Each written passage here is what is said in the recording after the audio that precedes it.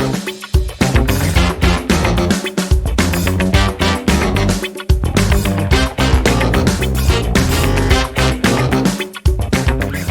and welcome to Leading the Way, Tech Talks That Shape Tomorrow. My name is Elizabeth Wheeler. Today I am the referee as we find out who's the smartest person in the room. I'm joined by Paul Spears, head of engineering, and Bill, man of the hour, Odo. Welcome. I'm so glad to have both of you here with us today. We are very interested in your hot takes, if you will, on Apple's latest release, talking about the Vision Pro. Who wants to start? What is it? Well, first of all, I like the way you set this up, because up until today, Paul and I were really good friends, but you've said that we're going to be fighting it out. So I can't wait to see what our relationship looks like on the other side of this conversation. I actually look to you for your VR expertise, so I would defer to you to kind of summarize this thing. Yeah, it is an interesting beast. You know, they tried not to really position it too hard as one thing or another. If anything, they're leaning towards saying that this is an AR headset. This is kind of the most simple way that they're positioning it, but it has the capabilities to be in that general category of just a virtual reality headset. Yeah, although I don't think they ever actually, they may have mentioned VR in passing a few times, but they certainly didn't position this as a VR headset or even really as an AR headset. They're very much about the spatial computing. Right. That's the term that they're introducing. So you said AR, you said VR, really quickly. I think VR is a concept that most people are really familiar with, but when you say AR and their positioning around it, that is pretty interesting. Can you talk more about that? Yeah, so AR, augmented reality, it's the idea of, rather than creating a virtual world that you operate and interact with, it is taking the real world and then augmenting it, adding additional information, overlays, and visuals, and taking 3D art and assets and placing them into the world that you inhabit. Yeah, and they just, obviously we're still at the demo stage here, but just from that, their pass-through, which I'm sure we'll talk more in detail about, their the shading and shadowing that goes along, and the intersection of real-world elements with the stuff that you're doing. So when someone walks up to talk to you, you're not surprised by that, because it actually fades into your field of vision. So if you walked up on me using the headset, I would see you in my field of vision without having to come over and tap me on the shoulder or something like that. So they're very clearly trying to make it so that you're not super isolated inside this thing unless you want to be, literally turning a dial and make the world go away. But by default, it looks like the idea is you're in the world, and the world is better when you're inside this headset. Yeah, and I think that was very intentional that they didn't try to categorize themselves as VR or AR, because they wanted an experience that allows you to seamlessly kind of go back and forth across that spectrum. But from a technical capabilities standpoint, in what it can do, it's kind of at that extreme end of, if we want, we can go all the way in on a virtual reality experience. Yeah. When they first started showing it to people, all you could see was the video that they were showing, and they didn't immediately talk about how they were representing the virtual version of the eyes. Mm-hmm. And for the first part of the demo, I was like, okay, is it like a piece of frosted glass that they're projecting something on, so you're literally seeing through it, or are they faking that? And they're faking it. They're just, looks like they're doing a pretty effective job of it. But the idea is that you are looking through this out into the world, as opposed to, I'm putting on this thing and I can't see anything anymore, and no one can see my eyes. They're trying very hard. We'll see how successful they actually are at making it so that while you are using this, you are still participating in the world. I want them to be successful at that. Yeah. That is going to be tough. Yeah, I was going to say, this is potentially a very stupid thing to say, but recently we just watched the movie Ready Player One. Have you seen it? I couldn't stop thinking about Ready Player One the whole time. Yeah, so I'm just... That and Minority Report were the two movies that were running through my head the whole time that I watched the demo. And I will admit my bias. I'm an Apple fan. I won't go so far as to say fanboy, but I am a fan. I'm very much plugged in and participant in the ecosystem and the whole deal. I want this thing to be successful. And the whole time I'm watching, I'm like, ooh, welcome to Dystopia 2000. Yeah. Very, very, there were some creepy moments in there. And Apple's not stupid. In fact, they made deliberate allusions to Ready Player One. There are shots in that demo. I didn't realize that movie was big enough. Was it? Spielberg. Okay. I guess it's just not my genre. So like it showed up on Netflix or Hulu or whatever thing it's on this weekend. My daughter got into it and I was like, ugh. But like the opening shot where they have the guy put on the headset, if you flip that shot is in Ready Player One, where the main character is first putting on the headset and going into the virtual world. Okay. It is the same shot. I don't think that's a coincidence. Okay. It was very deliberate. Like people like me and Paul, they put so many moments in there like, hey, this is for you. Yeah. So the list price on this is $3,500. Is it for you? Well, first of all, have you seen the video of the people who were watching the demo live at Apple? It's hilarious. Let's see if I can do an impression of it. Like, for a list price early next year for a price of $34.99, whole crowd goes, ooh. And it literally sounds like a Foley artist put in a sound effect. Yeah. And I thought it was hilarious. This is not a consumer product yet. Yeah. I mean, I would say the me that it's for, or the you that it's for, absolutely someone who is looking to figure out where this technology is going, beginning to develop products for it. In certain parts of industry, $3,500 would be an incredibly inexpensive AR VR headset. Like we have clients that they're probably calling people at Apple, can we get one early? We'll pay you double that. We'll pay you triple that. Because the headsets they're using that are at this level or better are in the $250,000 range. It's more the industry. It's those use cases. I know we worked with someone who was using it for safety purposes. Right. Yeah, that's probably nothing. For the people that are gaming. Could immediately begin using this or could immediately begin developing for the version of this that will come out 2 years from now. Absolutely. $3,500, that's a rounding error on a rounding error to those folks. It is not for consumers. Yeah, I was going to say, I think MetaQuest 3 right now is still is under $500. So, but there is a Meta product, and you know way more about this than I do, Paul. That I think is $1,500 or thereabouts, or it was introduced. Yeah, the MetaQuest Pro was initially announced in the $1,500 range. And everybody was like, "Oh my god!" And to me, I'm like, if what we're trying to do is get the wave of early adopters and the people who can actually make this technology something that several hundred million people will buy, as opposed to several thousand people will buy, you're going to have to do that. And that's one of the things that Apple can do. They can not care about the price. Like $3,500 sounds insanely expensive, but that's probably pretty close to the cost of building the device. When you look at the technology that's in there, the sheer number of cameras, 2 miniaturized 4K screens, another screen on the front just so I can see your eyes blink. I mean, there is an insane amount of technology in that thing, and they're not making a lot of money off of it. I can't imagine that they are. This is for people who want to have a device that can do the things they've been dreaming a device like this could do, and beginning to develop for it. Yeah, this is the people who are going to buy into this first round are those who see this as an investment of building the ecosystem they want to exist. Absolutely. So you talked about the technology, and you thought that the list price was pretty close to what it would take to build, meaning that margin's pretty small. Where is the gap in the technology we see in the Meta products versus what we're seeing in Apple's line? Well, there's the Apple tax that everybody will talk about, which is, if you're going to be buying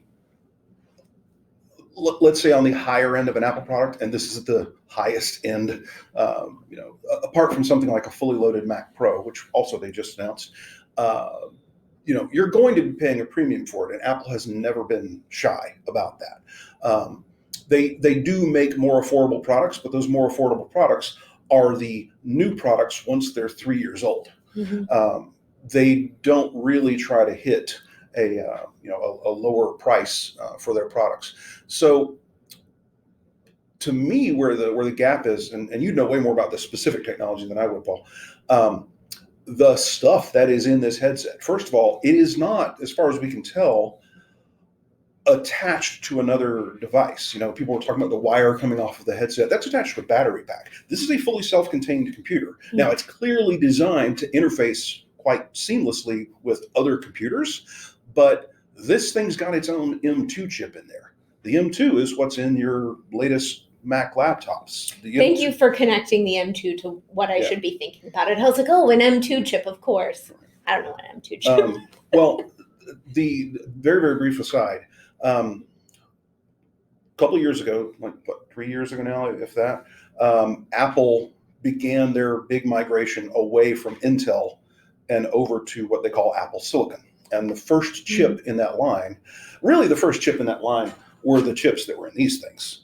And so after more than a decade of doing the A series of processors in iPhones, iPads, they took that base design and turned it into desktop laptop processors. And a lot of people were like, they're basically like taking a mobile processor to the desktop and to their pro machines. This will never work. And then it blew everyone's mind. The M1 series chips were such a huge leap from the performance that they were getting out of Intel. And it was a combination of, one, the architecture really sang, and Apple, unlike every other company in this space, they have an iron fist. They have such tight control around the entire stack. So software all the way to the metal, they control that, which means they can hyper optimize toward the platform that they're building for. So the performance of an M1 MacBook compared to the previous generation of like an Intel-based MacBook, night and day. And they've only continued iterating on that. And you're seeing the M series of chips begin to like percolate out into other parts of their product line. So now there's an M1 based iPad, for example. Now they've got an M2 inside of this new headset. These are astoundingly powerful chips. They're also coupling it with the R1 chip, which I'm assuming the R is probably for Reality or Reality OS. And again, it's a chip that is optimized for running the specific software that Apple wants to run against that chip. So this device that you strap on your face is not tethered to your phone. There's not a big HDMI cable stretching out to your desktop computer. It's a self-contained computer. And that is very different from the majority of the headsets that are currently out there. Yeah, the majority of the field right now, like you're basically looking at Meta and Apple, and that's it. And there are you got things like a HoloLens from Microsoft, but that's not VR. It's nowhere near as powerful, and for the most part, it is really just those two players. And so when we're talking price point comparison, that's it. Yeah. And I think the key difference is that you mentioned that this is their first release, and that for Meta, we're working on the depending on how you count it, the third or fourth generation of their product line. And so they've had a while to, initially their prices were seen as pretty extraordinary, but they've had some time to kind of refine it, figure out how they want to sell it. They've paid off some of their R&D budget costs now as we head into the MetaQuest 3. And so I think that's a lot of it. And I think the Apple Premium kind of makes up the difference there, in my opinion. In terms of like sheer technology comparison, like I don't know what the current resolution of the best Quest headset is, but I'm thinking it's not 23 million pixels 4K display per eye. Right. And I don't know what the refresh rate is, but I'm betting it's not. They're estimating like 80-ish frames per second for the Vision Pro. And it ain't that. those things are incredibly important. One, just for the usability of the device. You saw the demos where they're like taking a screen and making it like you're able to work in that virtual space. And I know that's a thing that you can do, like on the Quest headset. I very nearly purchased one just for that capability. I despise Facebook, want nothing to do with them, and I almost bought the hardware for that specific reason. How many monitors do you need? One more. Well, how many do you have? It doesn't matter. I always need another one. Mm-hmm. And a virtual space like that, I've literally been dreaming about having something like that for years. So when they did the demo and it's like, here's your screen. Well, here's another one. And you turn to your right and there's 6 more. That is for The someone, Batcave. for someone who does what we do. Yeah. Oh my God.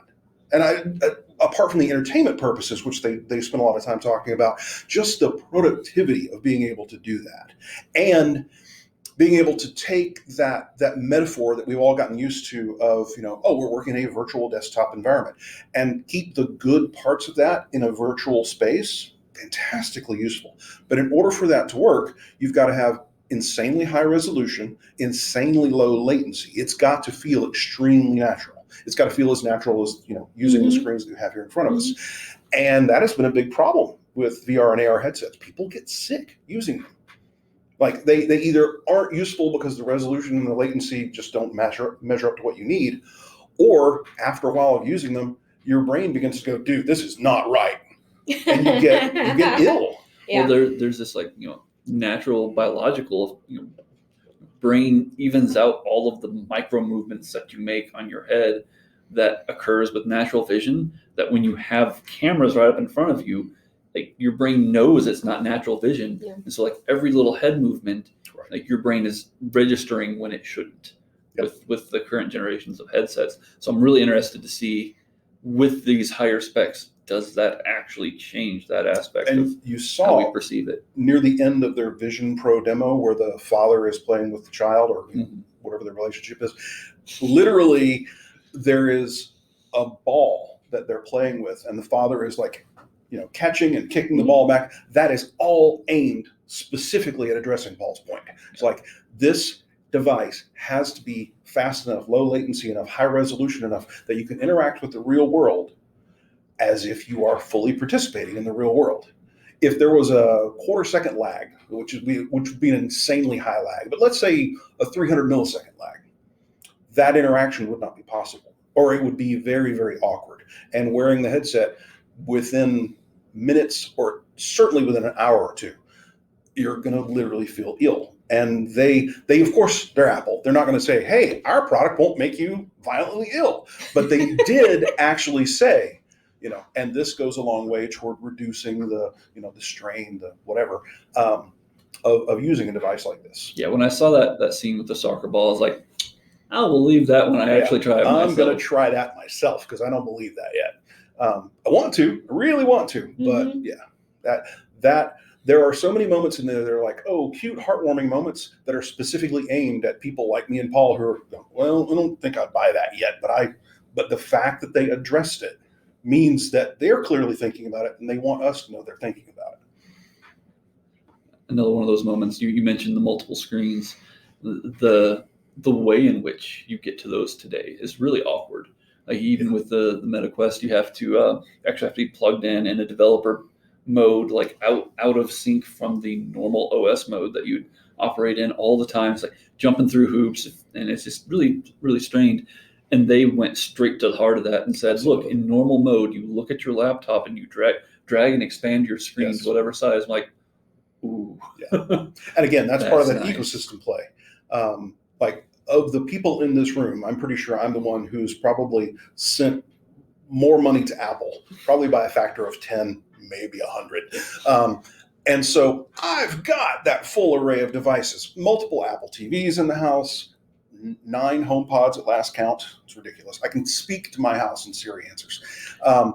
Lots of Mac laptops, and that capability alone, a lot of people are going, lots of other headsets have that. And I'm like, no, they really, really don't. Not like that, they don't. I dusted off my iPad after that. Yeah, like, I saw the iPad showed up today. I'm like, well, I need to go ahead and break that out again. And the fact that they're saying right out of the gate that if it runs on an iPhone or an iPad, you can actually use it within that environment. That goes a long way towards solving another big problem, which is these VR environments, AR and VR environments, as powerful as the technology might be, the ecosystem's simply not there. For Apple, the ecosystem is there now. And I don't know how aware of this you are, probably more than most. For literally years, they have been providing tools so that on your latest iPhone, you can do cool AR stuff. But it's always been kind of like, why are they showing me this on an iPhone? Well, those of us who've been paying attention knew exactly why they were showing this to us on an iPhone and on iPads and putting LiDAR in these things. It's so that the tooling, the developer knowledge, the ecosystem would be ready. So when a device came along where it actually made sense to have this stuff, all of that stuff is there. There are fleets of developers out there who don't even realize they're already ready to develop for this device. We've stunned Elizabeth into. I'm just sitting here thinking that I wished I What was the had. question again? that I wished I had gone and researched what Mark Zuckerberg was saying. Have you guys looked into that? Yeah, so Mark Zuckerberg recently just released a note to the company that was immediately leaked, of course, about what his thoughts were on it. And to sum them up, it was like, I'm not paraphrasing. I'm not impressed. These are things that we've tried before, trade-offs that we've considered. Doesn't really consider any of what he's done here. Any of what Apple's done here is like new or exciting. It's just they chose different trade-offs, and they're looking at this as affirmation that their approach is on the right track. That they're designed for. We want this style of communication in this area of device wearables to be targeted for everyone to use. Just as we want Facebook to be a platform for everyone, we want everyone to be able to utilize our devices as being their goal. And so, of course, that's a lot of internal marketing spend as well. Of like, oh no, it just means that we're on the right track, kind of message. But what do you think? His points are well. What do you think the non-leaked version of that conversation looks like inside? I'll give you a chance, and I'll tell you what. There is no table. Excuse me, I just hulked out. Elizabeth hulked out. No, I probably yes. I think the irritation was actually very clear. It's like, I didn't know what they were going to show that day either. Because this is all news to me. That's kind of his first statement in that. Yeah, so. I'm not sure what Zuck could have said, but there is no way that like, oh, this is no big deal. That very much feels like the reaction that people had to like the first iPod. Right. Although the people who were reacting that way to the first iPod, they meant it. They're like, this is stupid. I already have a device that has more storage. BlackBerry and iPhone, however. Yeah, exactly. Same sort of thing where it's like, for my own personal example, I had a Trio 650, TREO 650 phone, and it was similar to a BlackBerry. Oh, okay. Had a physical keyboard, a little smaller than this, a little thicker than this, but I thought you were going to tell me it was the phone that you plugged into the car that had like a Zach Morris vibe. No. I mean, you're going. We're a little further along. I just didn't know all the model numbers before the Razr. It ran a version of the Palm OS, so it had a touch screen on it. So if you looked at like a list of specs, the Trio 650 that I had and the first iPhone, the Trio was an obviously better phone. It was like does more, has more storage. I could put a card in it to make more storage. I mean, why in the world would I want this other device, which on paper was not nearly as capable?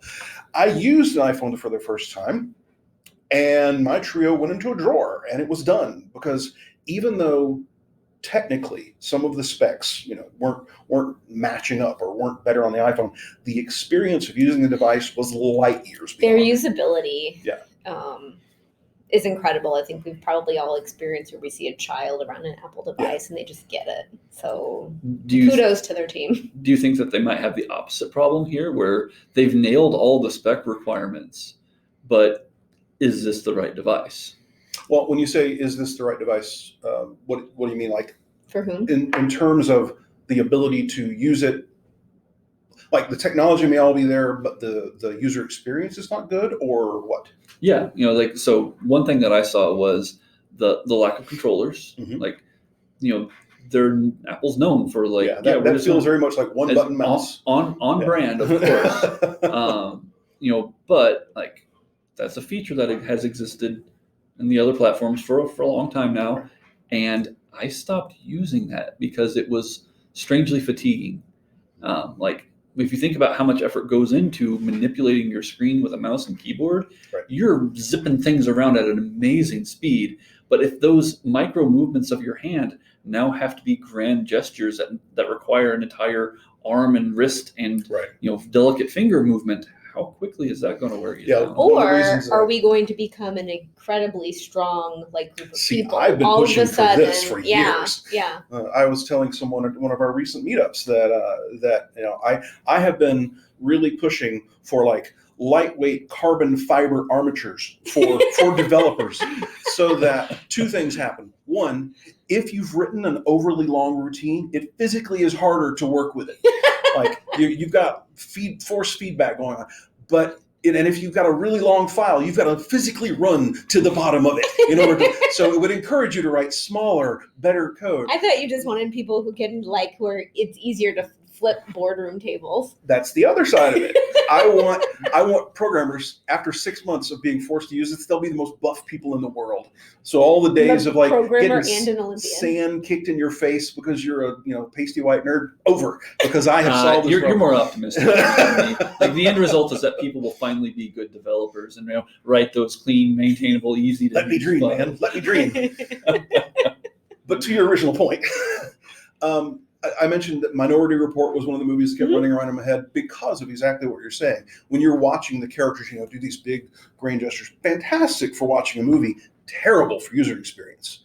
I, of course, haven't tried this thing yet. You haven't tried it like directly. You've got experience with a lot of other devices this. Yeah. What I have heard from people that I do trust who were there and who did actually get time with the device is that you very quickly move from doing this to literally just using your fingertips. And like the device, remember, there are cameras under here as well. Right. And they know where your hands are and they're watching what they're doing. And so you move from I am Tom Cruise in Minority Report to I am on my couch playing Wii tennis. So very, very quickly. I'm going to say this, and because of that motion that I was thinking it before. Should I write down a time code for editing? No, well, I was going to say like Stephen Hawking, but the technology that they had for him, towards the end, the amazing technology that I think they were like watching like a couple of like muscles face. Mm-hmm. And I think about, man, if you would pair that with a headset, then it's like, I really don't have to do anything. I can just sit there. And I have to say, from just the issues that I have in fluency with speaking, I was just like, man, that would be incredible. Like someone just watch the muscles in my face to figure out what I'm trying to say. But like you take that technology like on the headset and change that into like, this is how I type. This is what I do. It's almost like going like straight from the brain. Yeah. Straight from the brain to. And while they made periphery. Several allusions to what you're talking about, they didn't go full tilt into here is what we are capable of doing, but they are capable of doing all of what you're talking about currently. And you see some of that with like, they set me up for this. My wife and I were watching the keynote together and they did the FaceTime demo. It's like, you're in a conference call. I'm like, I'm not going to be in a conference call with a ski mask on my face. And I'm like, so are they putting your Memoji in there? Because of course you can build your own virtual avatar very easily. It's super cute and it works really quite well. I have sent many a video of me talking to people as a shark. So I'm like, are they just going to do that for your virtual presence in this? And then they're like, no, in fact, we let you you become a virtual avatar of yourself within the space. And then they've got to drive that thing. That puppet that they've created then has to actually participate in the space. So all the stuff you're talking about, remember, Face ID and all of these cameras and watching your eye movements, all of this stuff, there is so much processing power focused on what is the face doing right now. Mm-hmm. I know that right now, eye tracking is your main version of selecting something. We haven't even talked about that. It's like, oh, I want to select the word on that screen. Well, I'm looking at the word I want to select. And then I tap my fingers together or whatever. And it's selected. I like to think that it'll be a heel movement so I can finally lick my heels and something will happen. You're like, I'm sure that will be a possible add-on. That'll be a choice. And that actually, I mean, I know you're kidding, but the fact that, they don't come with controllers. Right. But they've already shown, well, you can Bluetooth your keyboard in. Right. So I think much like the pencil is an add-on for the iPad, but the iPad is completely usable without it, there will absolutely be additional devices that will plug into this ecosystem, some of which already exist, some of which don't. But if I'm an artist and I want to have like fine grain control over something that I'm painting in VR, imagine the Apple Pencil being used in VR to draw fine lines versus something like Tilt Brush, which is one of the current painting tools that's out there. Amazing stuff that people are doing, but we are at the very beginning of those possibilities. Yeah, there was a statement that was made, I think by Tim Cook, at the very beginning of, with our experience within, wearables, mobile devices, computers, AI, like listed out all the things that they have already been wildly successful. Yeah. It was like, naturally, we are already ahead of the game, right, in producing this device, simply because like we're already there. Yep. You just don't realize it yet. Well, and as I was watching the demo, I kept pointing those things out, and I'm like, okay, that if you kind of follow backwards, that's why they were so invested in spatial audio for a while. Like I said, I've got lots of HomePods around the house. I've got a fairly recent MacBook Pro, and the first evening that I used it, set it up, used it, and then played music on it from all the way on the other end of the house. My wife is like, "Is that your computer?" I'm like, "Yes, it is." And she's like, "Seriously?"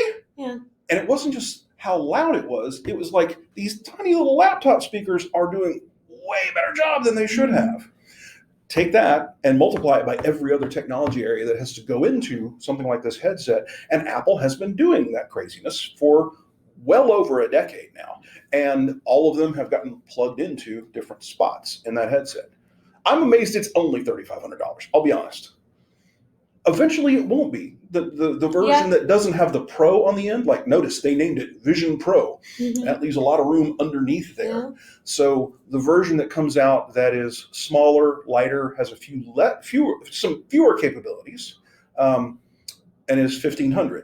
And then 4 years from now, it's $999 or whatever the curve might be. And eventually, it's probably going to look like this.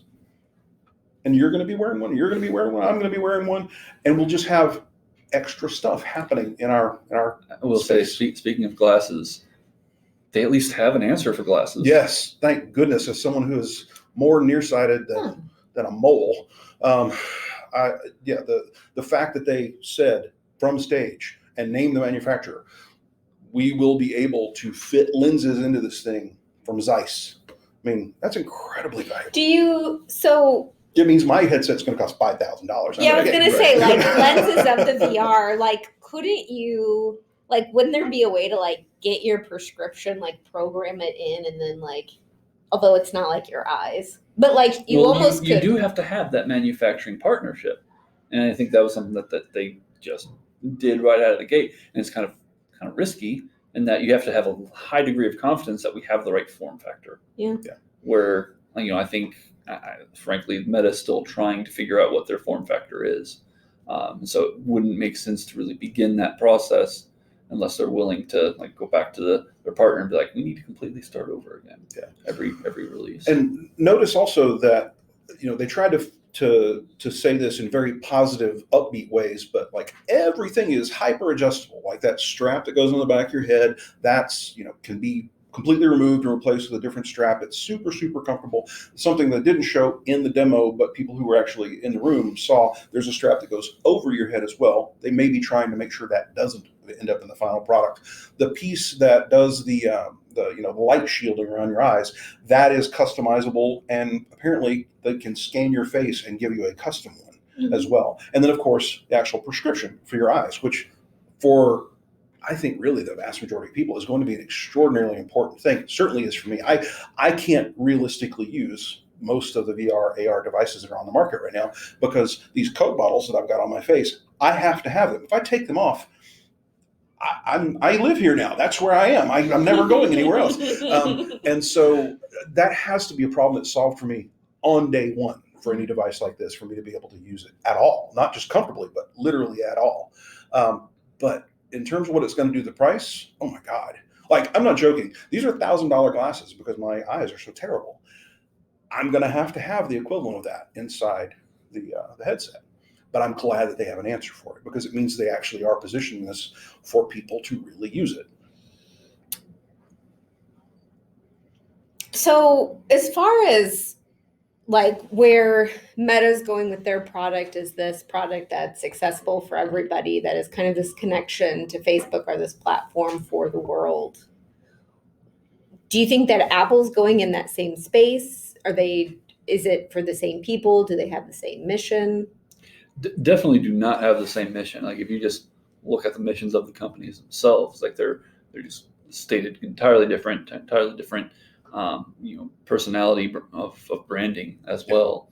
And to be honest, I think Apple has made some concessions in this video around acknowledging more directly, and not just with the Vision Pro, but their entire announcement, like more directly, like the need to connect to and interact with enterprise and I was businesses. very surprised by that. They've really shown. They gave Atlassian a shout out. Yeah, what keynote am I watching? As part of that, so I think that there's some shift there.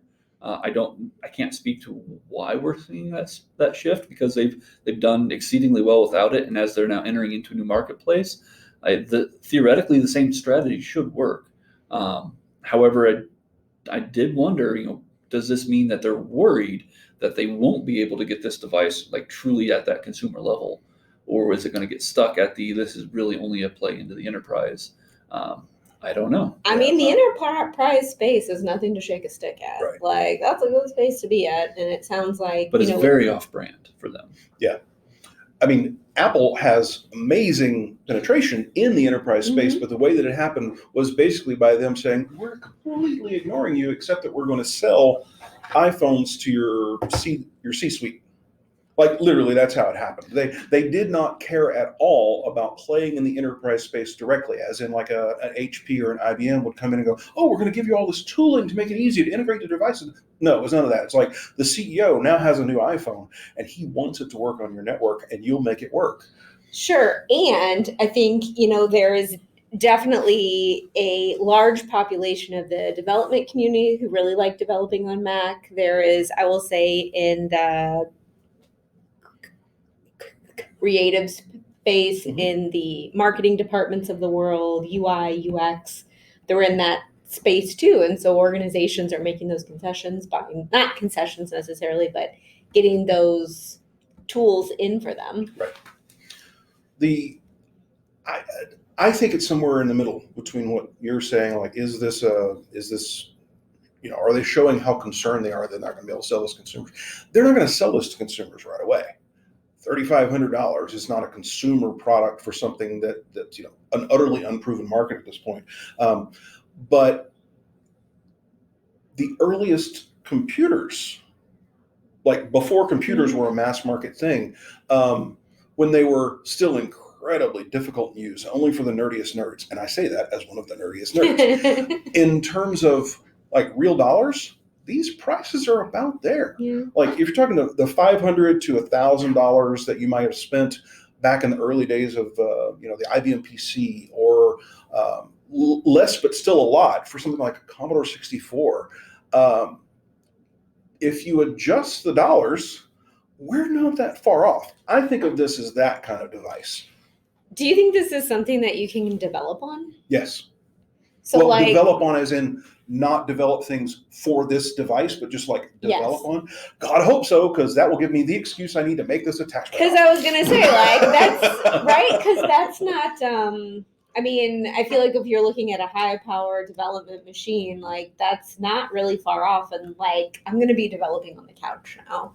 Or I'm going to be, or like I'm thinking of it as being very attractive. Like, I have to travel a lot. Well, let me grab my computer. It's just this little thing I can shove in my bag. I don't think that we're there yet. I'd like to get there. Like, Right now, it is technically possible to develop on an iPad, but it is a very constrained form of development.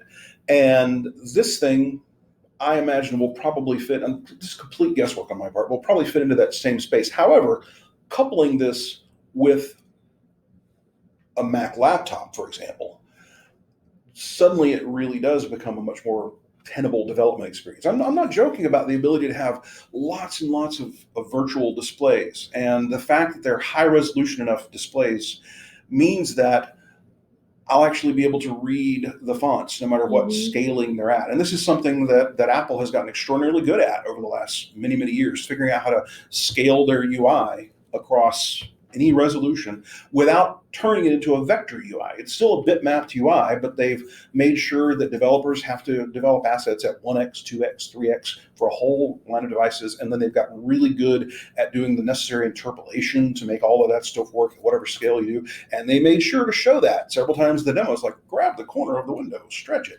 push it away from you. So they're very, very clearly saying this is a thing that's possible to do, and it's easy to do, and it is realistic to do. So for someone like me who wants to be able to have a dozen screens filled with code, I am so looking forward to seeing what the development experience looks like. But I don't think it's going to be the only device that you develop on. I think it will be an adjunct to the device that you develop on. I think that's my opinion. My prediction is that that's going to be the predictor of success for this product line for them. If they cannot make the Vision Pro and a MacBook work together to allow someone to comfortably develop for the lifetime of that headset, I don't think this will be successful for them. And the thing I'm honestly most worried about there is not any of these specific technologies from up, it's the weight. I want to know how heavy this thing's going to be on my head. And from what I'm hearing, it's a chunky boy. It's chunky.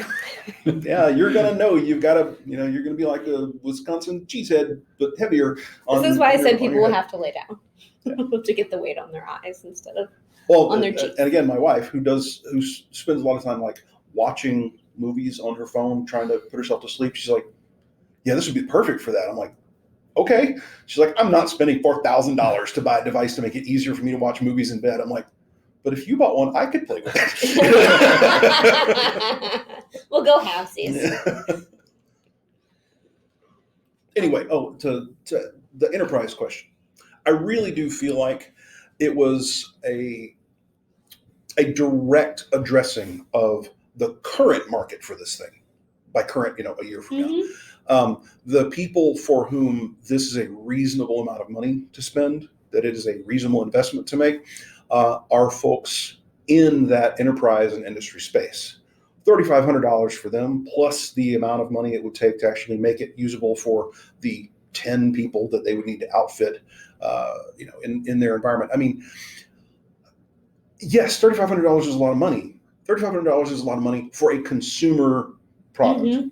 $3,500 is nothing for the kind of environment that this could instantly be so useful inside of. And they directly address several of those environments, manufacturing environments alone. Well, and I was going to say, $3,500 seems like a lot of money for me to spend on almost anything, but, also realizing that there are people with like $35,000 or $3,500 handbags and $3,500 shoes, absolutely. and no shame in their game. And some of those, I had a person specifically in mind as I'm watching the keynote. I'm like, I know a lady who's going to buy this. Yeah. She has no need for this whatsoever.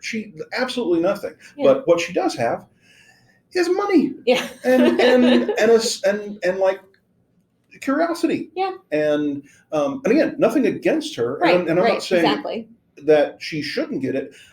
It's just she will be one of the people that will get this, and it will mostly be her looking at her iPhone inside of augmented reality. Okay. And she'll have a ball. She also spends a lot of time on planes. She'll probably watch a bunch of movies on planes using this, which is one of the things I want to be able to do with it. What's the audio experience? Apparently it's fantastic. Again, is it like just quiet for? Well, what you have on the headband, you can see there's a couple of little elevated areas. Those are speakers, and they're kind of aimed toward your ear. Right. But of course, you can always put in the AirPods Pro, and they will connect to the device. That was one of those things that had me shaking my head at the competition. Like the difficulty level with which like that you supplement any other headset for your audio experience is just ridiculous and unwieldy. Right. And like, of course they're going to let you compare it to your existing AirPods that you already own. Yeah.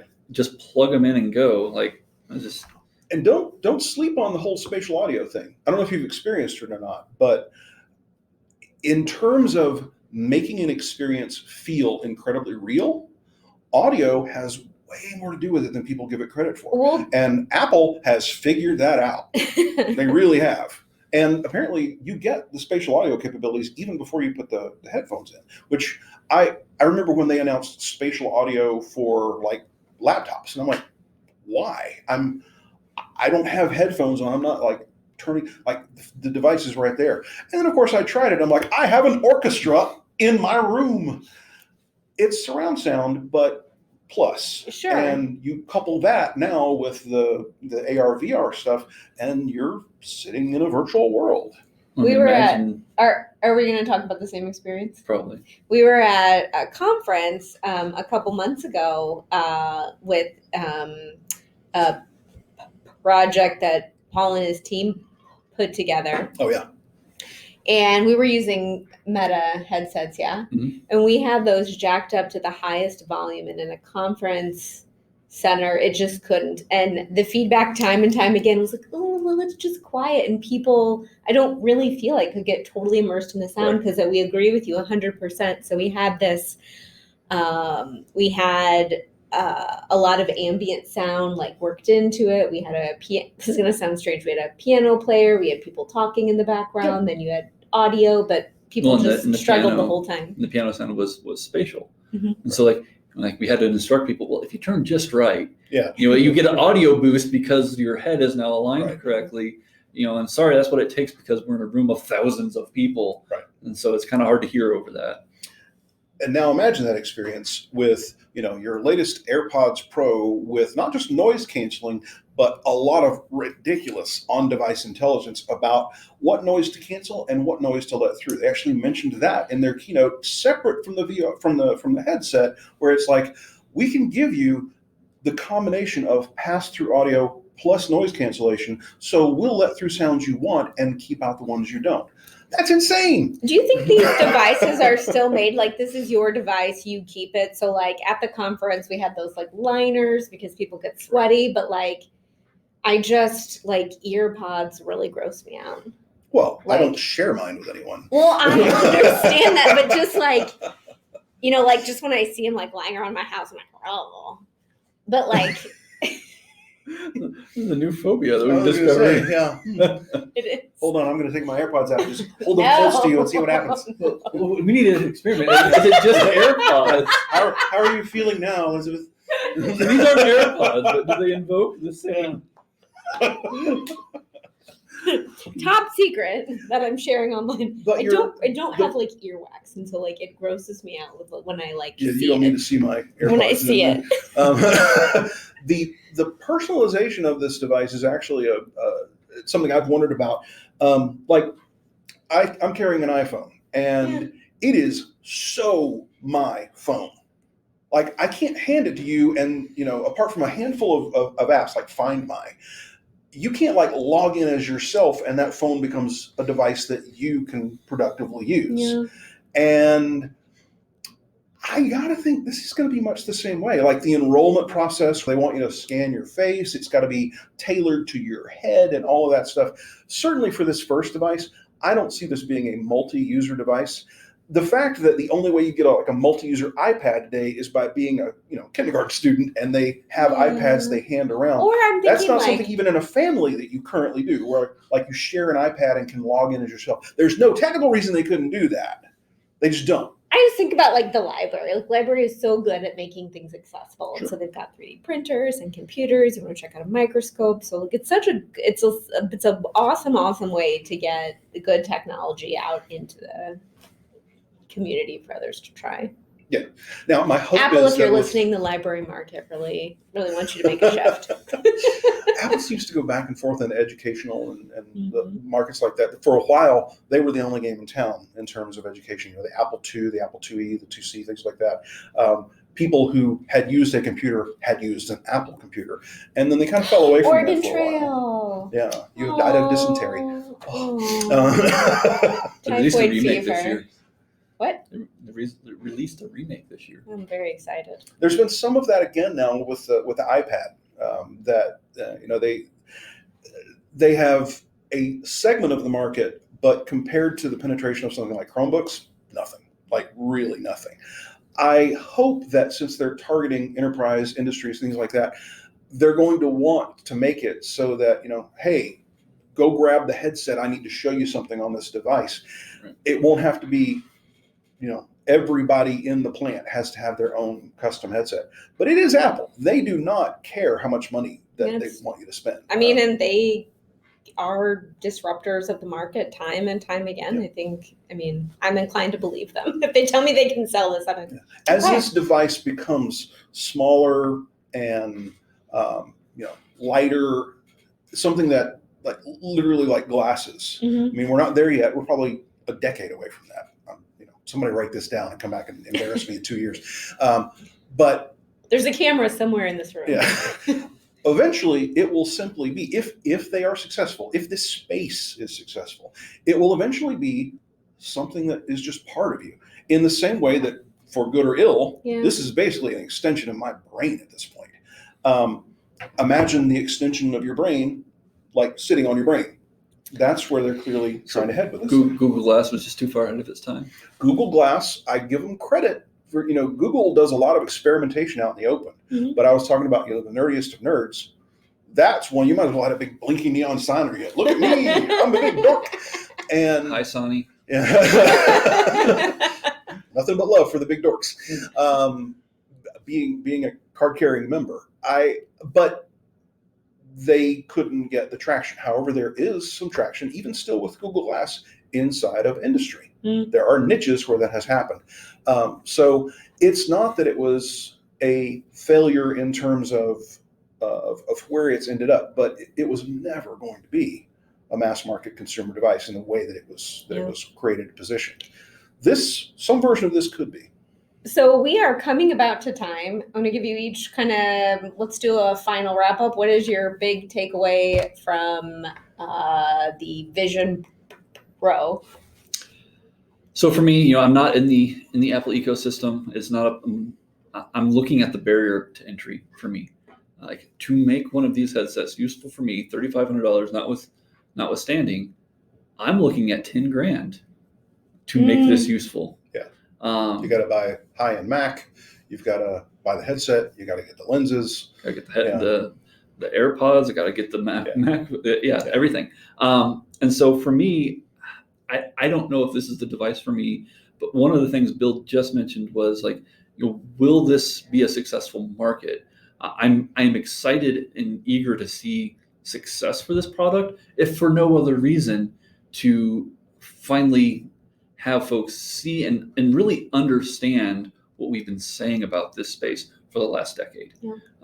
There are just ideas that we have wanted to create, but folks just haven't been able to get there with the idea of I'm not going to put something on my head, but now that we have folks who are deeply invested in one of the most popular lifestyle brands possibly ever, I think this is going to move the needle at least at scale for the industry, even if this one particular product doesn't make it. Yeah, and that's exactly what I was going to say. Is as much as I would love to, I'm probably not going to rush out and buy the first one of these, but I might buy the second one, and eventually, it's probably not that far away, I'll own the iteration of this product.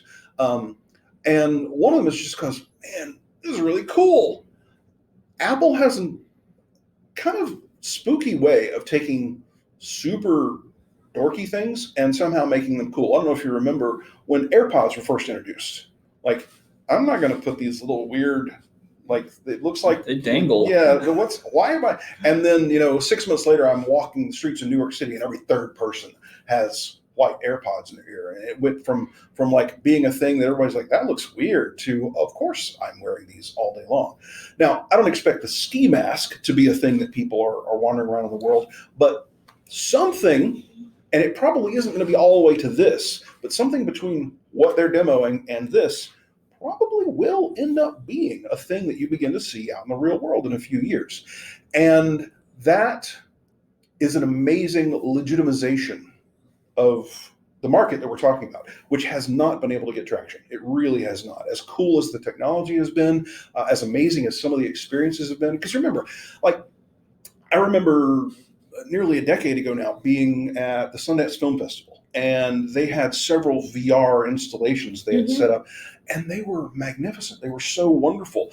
I mean, they were clunky, they were awkward, super awkward compared to some of the things we can do now, but immersive, and some of them were really emotionally transformative. I mean, there was one display that had been put together by refugees of like war-torn areas, where they're putting you in the war zone, and you come out of that changed. So I've been hoping for things like this to be able to like get traction in the world. And whether it's this product or the next one or the fifth one down the road, Apple deciding to take their considerable billions of dollars and spend it year after year after year. And make no mistake, they've been doing this for well over a decade. This product is a culmination of things, not just in the other products they've had where they kind of Legoed them together, but they've been aiming toward this device for many, many years now. And the fact that they've been willing to do that, and now that they've publicly committed to it, they will spend another $100 billion on this device before it probably actually ends up getting consumer level traction, if it ever does. But a multi-trillion-dollar company, like Paul said, that has such cachet among its customer base, especially among the most rabid of its customer base, that has the strongest possibility we've seen so far of making this go from being a niche, nerdy, interesting thing for a very, very small segment of the population to something that just becomes part of our lives, the same way the smartphone has. I think you're probably spot on. And with that, we're going to go ahead and wrap. Thank you very much for watching. Paul, Bill, thank you very much for joining us. If there's something that you would like to listen to these guys talk about, feel free to drop it in the comments. Yeah, and I have opinions about literally everything. Next time. Thank you.